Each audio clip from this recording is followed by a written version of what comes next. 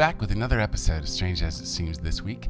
I was digging through the archives as I do day in, day out through the Hix family Strange As It Seems archives and came across a folder, Swimming Miscellaneous. This is a subject near and dear to my heart. I swam competitively for many years. Our hometown team was the San Marino Tsunamis. We're going to cover a story a little bit later about a neighborhood that had a little tiny 60-foot pool. And the swim coach who took over was the janitor. He ended up coaching 16 national champion swimmers and like 500 regional champion swimmers. This whole just little tiny neighborhood pool turned out to be a hotbed for Olympic even swimming talent. Crazy story. Another story about a filling station where you could dive down, camp out for a little while, breathe in some air, and then come back up. That's weird. And just tons of long distance swimmers, marathon swimmers, as always, young, prodigies in swimming and diving. It's going to be a really fascinating episode this week, and thanks for joining. Before we dive into this week's episode, I'd love to ask you to hit the bell to subscribe, hit the thumb up to like, and by all means leave a comment if you have an interesting, unusual story about swimming and diving, or really any connection to these people. I'm covering tons of people every week. I know they're some of my favorite comments are the ones that come from, hey, that was my great grandma, or that was my grand uncle or something, and that's really fun. People who are connected to these extraordinary people that otherwise would be forgotten. I oftentimes go into Google these people and see if there's any record of them. There's no digital record of these people. So we may be actually keeping their legacy and their memory alive for all these extraordinary feats and amazing things people accomplished. This is probably the only record of it, which to me is part of the fun of this. So welcome back. This is Jeff Hix, curator of the Strange As It Seems archives and grandnephew of John Hix, who created Strange As It Seems back in the late 1920s. What I found as I started going through these archives and coming across all these subjects that really are the episodes that we're going to be doing for a number of years as we just kind of go through the archives, but everything was grouped by subject in the archives, which is really what led me to this journey of awakening Strange As It Seems again and going through these, because they're kind of tailor-built for episodes, right, on the subject. But basically what it was that in about the mid to late 1930s, John Hix started putting together what he called the John Hix scrapbook. So he would have, as you can see, by the way, this is the Montana Standard, 1941, February 9th. I'm going to actually frame this and give this to my son, who is graduating from Montana State this year.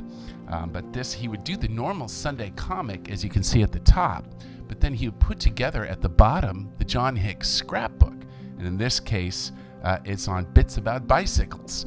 So that was it. But he was starting, I guess, to just add on a feature to the Sunday comics where he would take a subject, go back in the archives, and bring those together around those subjects.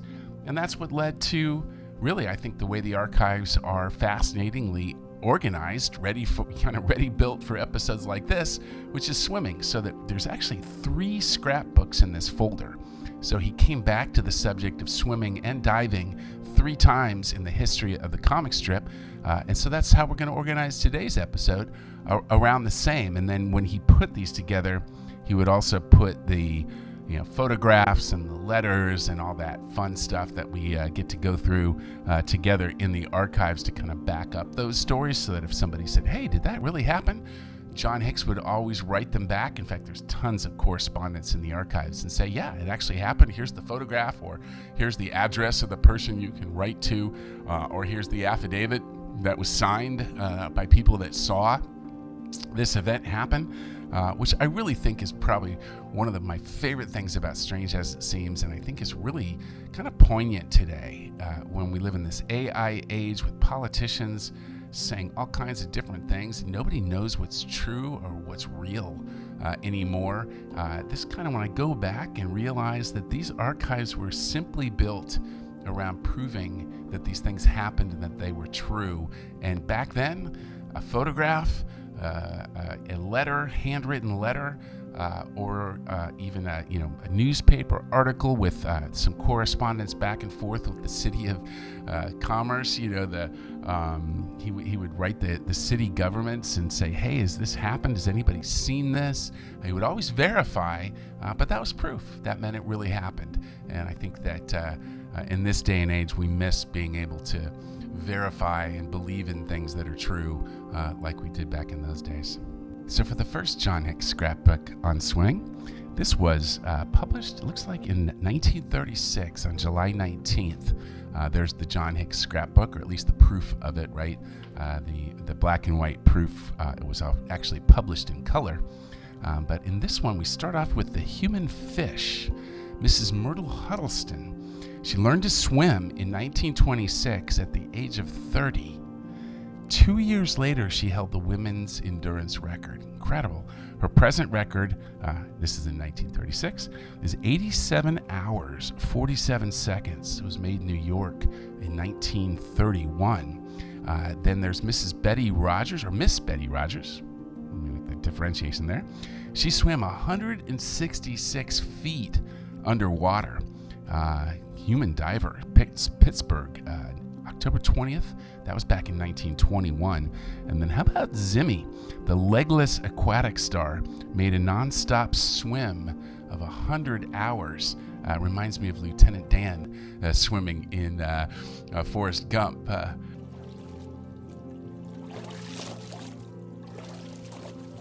But Zimmy, the legless aquatic star, kind of amazing. So that's the left half of this scrapbook. And next we'll move over to the right side of the scrapbook from 1936, the human fish. And here's a couple of guys. E.H. Tem of London. He's the only person, at least at the time, to swim the English Channel both ways. Pretty amazing. Here's the newspaper article. A commuter, London insurance clerk, E.H. Tem, who swam the English Channel from France to England in 1927, completed the round trip last Saturday by swimming from England to France. He's the first person to swim the channel both ways, and he's shown plowing through the waters in his first swim. And then we have Pedro Condiati. He's of Argentina. He made a nonstop swim. Check this guy out. 281 miles. That's amazing. Remaining in the water for 3 days and 12 hours. This is along the Parana River. I wouldn't swim in a river named Parana, although it's spelled differently. From Santa Fe to Zarate. This is back in 1935, and I think we have the 1931 cartoon with Pedro Condiati. This is when he had swum 240 miles without stopping. It looked like John Hix was kind of putting these together. He found an Indian student who set the endurance record by swimming 69 hours. Worthington, England. This was the Washington News. Looks like October 20th, 1930. And then he found this one, Candiati. 55 minutes, he had swum 225 miles. And then again, finishing up here in 1936, he had made a nonstop swim of 281 miles. The amazing Pedro Condiati, which is kind of interesting as well. My girlfriend right now, as we speak, is working on a project. It's a commercial project for a company that's sponsoring some women's products. Really interesting, but it's featuring Catherine Breed, who is set to swim a 900-mile distance. She's not doing it all at once, but she's doing, I think, over 3-4 months, the entire coast of California. I think it's something like 900 miles. So I'll certainly be featuring that as we go. Probably come back and post some information on that. It's going to be an extraordinary journey, an extraordinary story, but check it out. Catherine Breed, I think, she's based in the Bay Area, just about set to swim the entire coast of California. It's going to be an amazing story. And along the same vein, check out this woman. This one absolutely touched me, I'll tell you. Mrs. Anna Van Skyke first came, looks like a handwritten letter in 1929. So this would have been the very first year of Strange as It Seems. A deep sea swim of 15 miles is the way in which Mrs. Anna Van Skykes of Venice, California, where I live today, celebrated her 69th birthday. So that's kind of amazing in and of itself. So this is 1929. And then John Hix, I think, here it is, the comic strip that featured Mrs. Anna Van Skyke swam 20 miles on her 70th birthday, which is kind of amazing. And then, yeah, that was featured here in the scrapbook of this was the 1936 scrapbook, but he kept track of her. This is great. This is again in 1930. I love this from the midweek pictorial. She also was featured, it looks like, in the Sunday Star, the Washington. This is Women Who Never Grow Old. But here's pretty amazing. This is the background on her. She was told at 60 years old that she had not long to live. She learned to swim at 60 years old. So here she is at 70 swimming 10, 15 miles in the ocean to celebrate her birthday, but she didn't learn to swim until she was 60 years old. There's some other really amazing tennis player and polo player, as well as a gymnast. Really fascinating women who never grow old. But he kept tracking her, and here she is at 74 years old. I love this. I guess she was featured in 1934. Mrs. Anna Van Skyke swam 10 miles on her 74th birthday, so she was still going strong. Said 10 miles again. This photograph with all the young girls clamoring around her, I absolutely, look at that smile on her face. Isn't that beautiful? She's 76 years old, still swimming 10 miles. And then here's the last one I found in here. Woman swims 5 miles at 77 years of age. What an incredible woman, and an incredible story. I think we've used something on her before. Yeah, many, many times. The amazing, extraordinary Anna Van Skyke from Venice, California. And the last amazing swimmer from this first scrapbook was featured multiple times. John Hix loved this little girl. I think she had moved from Detroit to LA, and that's how he discovered her. And it was one of the first, actually, one of the first swimmers he had featured in Strange as It Seems. But here we have Marjorie Best. She is absolutely amazing. So here's the 1930. At only 28 months old, she dives from a height of 9 feet. This actually was featured in the next one, which is on diving. We'll kick off with Marjorie Best as well. A new kind of champion. She's only 28 months old. Look at that cute little picture of her. Then in 1931, he featured her again. 4-year-old Marjorie Best swam 25 minutes unaided before she was even 2 years old. That's amazing. In 1931, a couple other articles on her. Champion baby swimmer of the world. Here she is. What a cutie.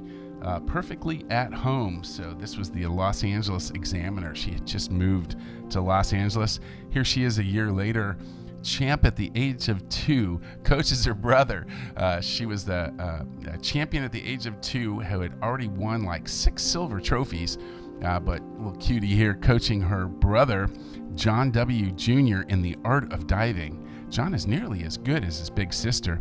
And then here she is again in 1933. Marjorie Best at 3 years old. Check this out. Swam 1/4 mile upstream in the Detroit River in 18 minutes. What an amazing kid, amazing story. And then, of course, that'll kick us off with the next scrapbook. Starting at the corner here, Marjorie Best put those 9-foot dives at the age of 28 months. Incredible, Marjorie Best.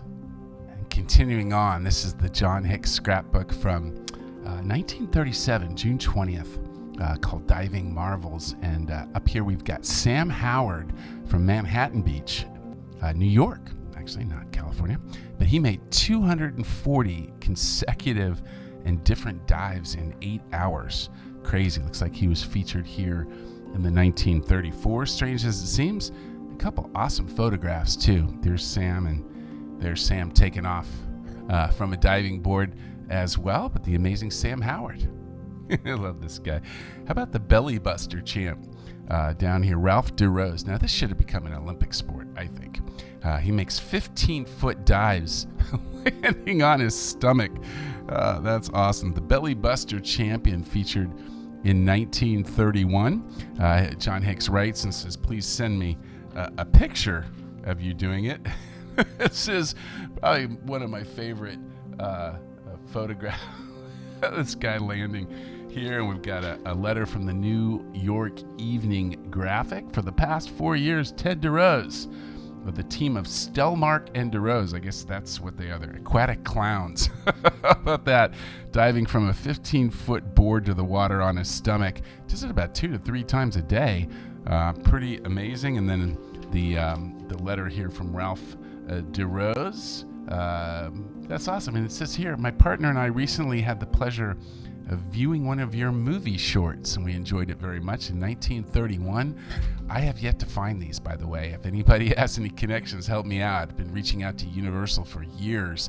The original 150 Universal film shorts that were done in the early 1930s, never been able to find them. They've got to be in somebody's archive on nitrate, probably, which is pretty dangerous if you light a match anywhere near it. I did find some from the Columbia series. This was a little later in the 1930s into the 1940s. There's 4 episodes below if you like old archive. One on Lafayette, one on Lincoln.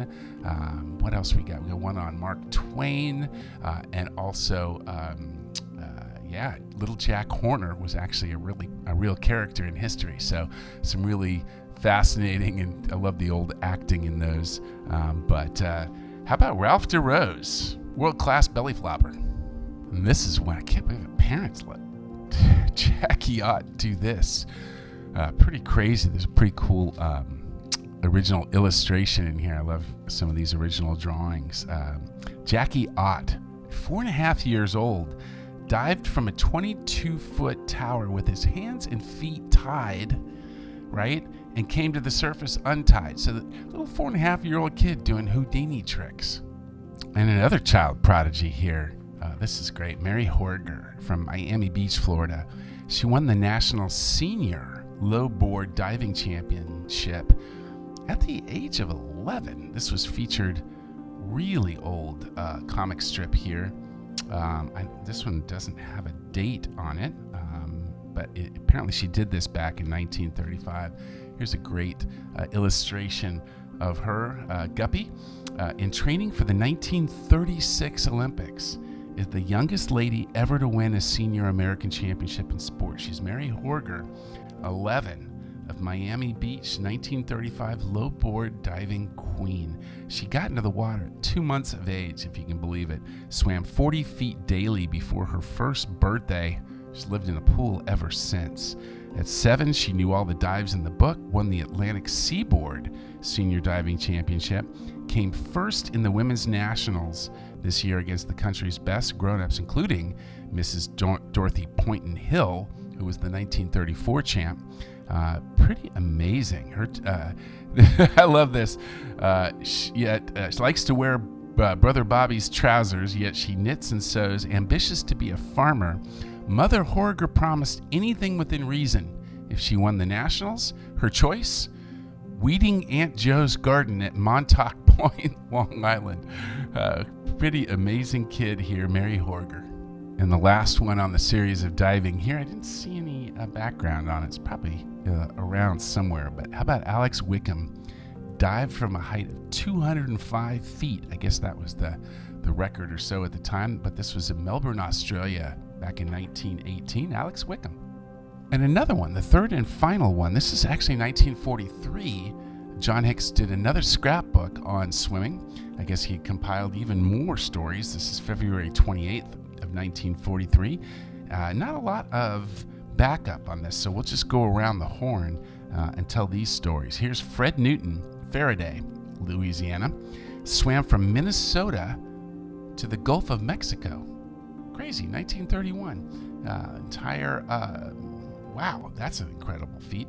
Helene Madison has held 100 different swimming records at the same time, 1932. How about that?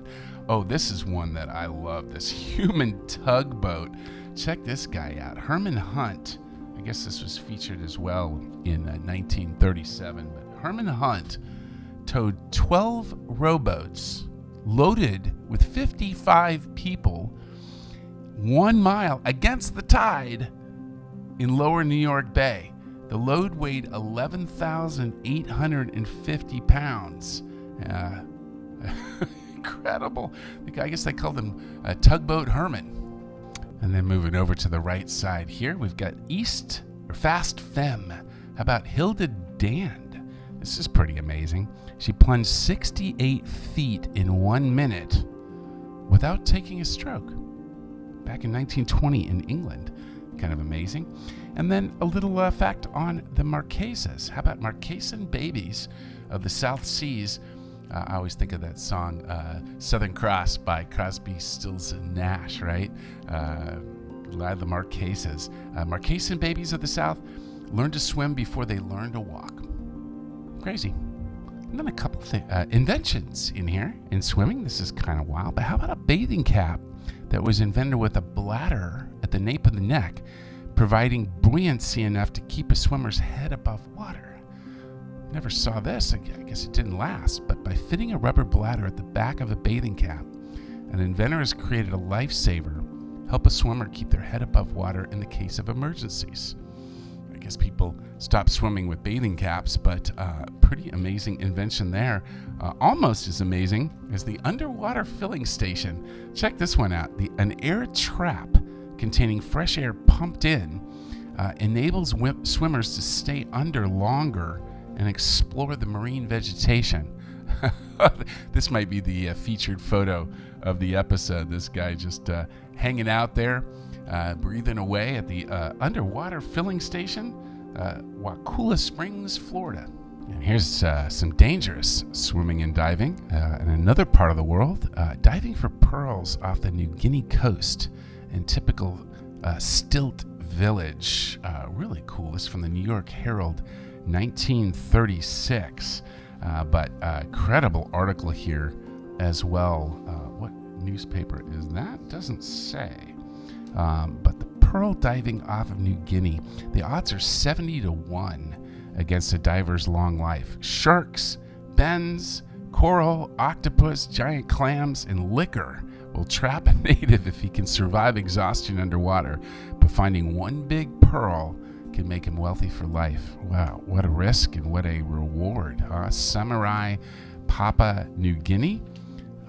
Amazing. And the fact here was pearl divers working at great depths often lose their sense of direction and swim away horizontally instead of toward the surface and end up losing their lives.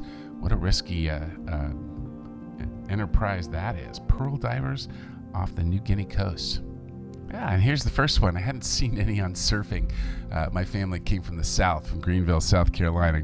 John Hix and Ernest Hix did, and Elsie was from back east as well. Although my parents learned to surf, and as did I in Hawaii ourselves. My dad used to coach volleyball for the USC Trojans, and there was a tournament every spring over in Hawaii. So we spent quite a bit of time over there, but this is back in the time of John Hix. 1942, good waves for the surfboard riding year-round are more consistent in Balboa, California than they are at Waikiki. Isn't that interesting? 319 days out of the year offer poor surf at Waikiki, but this is probably before they started surfing at North Shore. And just a couple more stories left here in this folder. This is also from 1936. Here's a pretty cool stud about Anthony Manales from Philadelphia. He can do a 1.5 somersault dive on 10-foot stilts. How about that? Got a handwritten letter as well as a really cool old photograph. Check that out. I love these old photographs. That was the proof of the stunt. Young into 1.5 turn. Going into a 1.5 turn on stilts shows the starting point and the leaping off point for Anthony Manales. What a trick, Philadelphia. And here's this is my favorite story, certainly, and probably one of the favorite stories I've come across in months. What an extraordinary story here in Providence, Rhode Island, in a little mill town of Olneyville. Check it out. I love this. In fact, let's just start with this story. This is out of, what's the newspaper here? This week, 1940. Check this out. The mill town of Olneyville has a little footbath swimming pool. But check it out. 4 years ago in Tokyo, after the American swimming team had wrested the international swimming crown from Japan, one of the Nipponese hosts approached an American coach and said, "Hey, where's Olneyville in America? Must be a great athletic center, but we can't even find it on the map." And the coach rubbed his chin and goes, I don't know, it must be somewhere in New England. And the Japanese coach was like, "No, listen, nearly a quarter of your team, 3 of the 13 members are from Olneyville. Surely it must be a noted swimming club, you know?" They asked the same question in Warsaw, Poland 6 years ago when 17-year-old Matt Krostowski of Olneyville defeated single-handedly the entire Polish swimming team in the Polish Olympics, again in Berlin at the Olympics, when Johnny Higgins, also 17, swam the breaststroke like they'd never seen it swum before, and again in Tel Aviv, Palestine, check that out, when youthful Doris Kellman won race after race at the Jewish Olympics. That's kind of interesting. But check this out. So here's what happened, right? They built this pool, right? It's not even a city or a town, Olneyville. It's just a congested mill community in Providence, Rhode Island. And this guy takes over as janitor, right? The janitor, he's 19 years old. He'd read a couple books on swimming, I think. He had learned to swim in the murky, I'm going to massacre this, but the Woonasquatucket River that winds its scummy way through a dozen mill yards. And he'd read some books on swimming. And so apparently they were trying to keep these boys out of trouble. So they built a 60-foot pool. It's like a little, I don't even know what they called it then. It was like a foot bath or something, pool, right? Just to keep the kids out of trouble. And this 19-year-old janitor comes in, starts teaching them how to swim, enters them in a couple of competitions around New England. And then here it is, the fact that John Hix published. Joe, handicapped by an undersized pool, Joe Wadamo, the janitor, coached the only boys club and its women's auxiliary to 16 national and 500 regional titles in swimming. What an absolutely wonderful story about Olneyville. And here's, I have several of the letters here from the Providence Chamber of Commerce, right? Providence, Rhode Island. From 1926 to 1930. Just amazing. I think there were so many. There was a list here. Here they are, of all the national titles. Doris Brennan, John Higgins, Matthew Krotowski, George Gibbons, Edna Soltysiak, Harold Stanhope, and then again for John Higgins, who was on the 1936 Olympic team. What an extraordinary story about Olneyville from Providence, Rhode Island. Wow. Well, you've gone and done it again. And blown another 20-30 minutes of your day. But thank you for spending the time and joining me for another extraordinary story. I always laugh when I spend a few seconds telling a story like this that my family spent sometimes days, weeks, even months researching, corresponding back and forth to prove that it was true. But thank you so much for joining. Please hit the bell to subscribe if you like stories like this. Hit the button to like, and love your comments. Your engagement goes such a long way to helping me bring back this iconic brand. It's almost coming up on the 100th year anniversary. It'll be in 1928-29, right when Strange as It Seems started. And I'll leave you, as I always do, with the quote from the foreword of the first book, where John Hix was putting together his stories, where the author launches this book of the curious in nature and humankind on the vast sea of public opinion, with the hope that it will fulfill its mission to entertain and acquaint its readers with some of the marvels of the world in which we live.